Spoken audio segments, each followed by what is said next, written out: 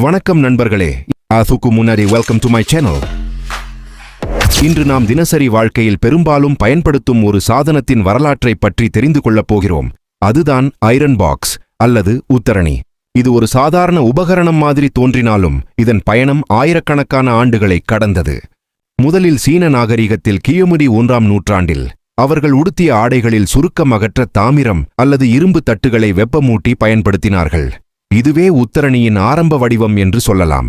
பிறகு 17ஆம் நூற்றாண்டில் ஐரோப்பாவில் சாட் ஐரன் எனப்படும் கனமான இரும்பு உத்தரணிகள் பிரபலமானது.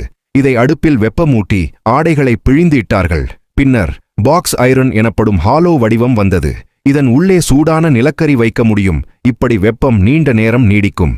1882இல் அமெரிக்க ஆண்டவர் ஹென்றி டபிள்யூ சீலி முதலாவது மின்சார ஐரன் பாக்ஸை கண்டுபிடித்தார். இதுவே இன்று நாம் பயன்படுத்தும் எலக்ட்ரிக் ஐரோனின் அடிப்படை வடிவம். 1920களில் தெர்மோஸ்டாட் சேர்க்கப்பட்ட மாடல்கள் வந்தன. இதனால் வெப்பநிலை தானாக கட்டுப்படுத்தப்பட்டது. அதற்குப் பிறகு 1966இல் ஸ்டீம் ஐரன் பிறந்தது. இது நீரை ஆவியாக மாற்றி ஆடையின் சுருக்கத்தை இன்னும் எளிதாக அகற்றியது.